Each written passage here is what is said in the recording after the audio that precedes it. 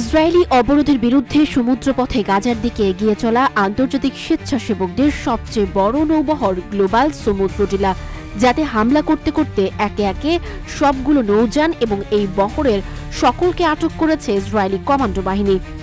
এই ফ্লোটিলায় প্রথম হামলা থেকে বিশ্বের বিভিন্ন প্রান্তে শুরু হয় আতঙ্ক।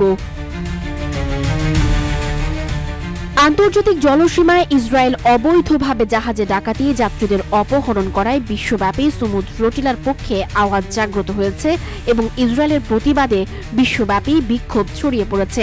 ইসরায়েলের অবৈধ অবরোধে দীর্ঘদিন ধরে মানবিক বিপর্যয়ে পড়া গাজাবাসীর পাশে দাঁড়াতে বিশ্বের নানা প্রান্ত থেকে সমুদ্র ফ্লোটিলায় ছুটে আসেন সাংবাদিক, মানবাধিকার কর্মী, চিকিৎসক ও স্বেচ্ছাসেবকরা।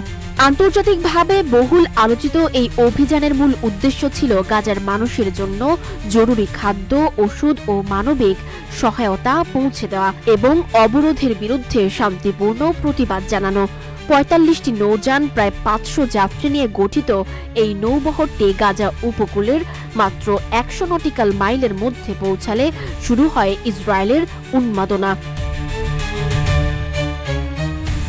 ফ্লোটিলার প্রথম ধাপে যে বহর গিয়েছিল তার সকল নৌযান এবং স্বেচ্ছাসেবকদের আটক করে আশদোদ বন্দরে নোঙ্গর করে ইসরায়েলি যুদ্ধজাহাজ। ফলে এই আটকের বিরুদ্ধে ফুঁসে ওঠে ইউরোপ সহ বিশ্বের বিভিন্ন প্রান্তর, বিশেষ করে ফ্রান্সের প্যারিস, তুরস্কের ইস্তাম্বুল ও আঙ্কারা এবং ইতালির রোম, নেপলস, জেনোয়া, মিলান সহ আরও প্রায় ৭টি শহরে উত্তেজনা চরমে পৌঁছেছে। এছাড়াও Barcelona, Brussels, Berlin, Athens, Tunisia শহরে চলছে ব্যাপক বিক্ষোভ।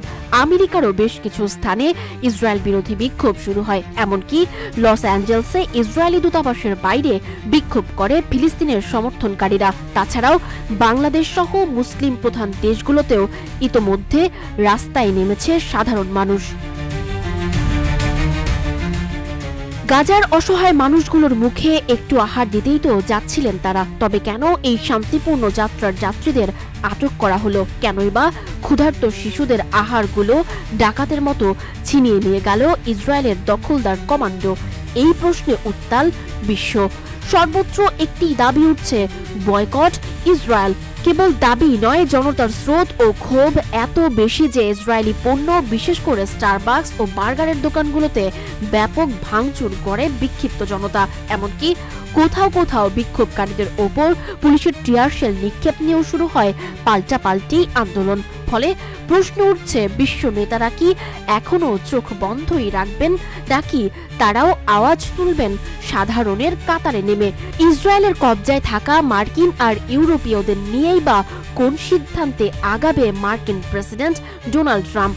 আন্তর্জাতিক আইনকে বুড়ো আঙুল দেখিয়ে অর্ধেক পৃথিবীর সাথে যুদ্ধে নেমেছে ইসরায়েলের নেতানিয়াহু। এই যুদ্ধ নিয়েও শঙ্কা প্রকাশ করছেন আন্তর্জাতিক রাজনীতির বিশ্লেষকরা। ফলে স্বভাবতই প্রশ্ন উঠছে, কোন পথে এগোচ্ছে আগামীর বিশ্ব রাজনীতি? সাজ্জাদ আফরিন, সোনিয়া, রূপালী, বাংলাদেশ।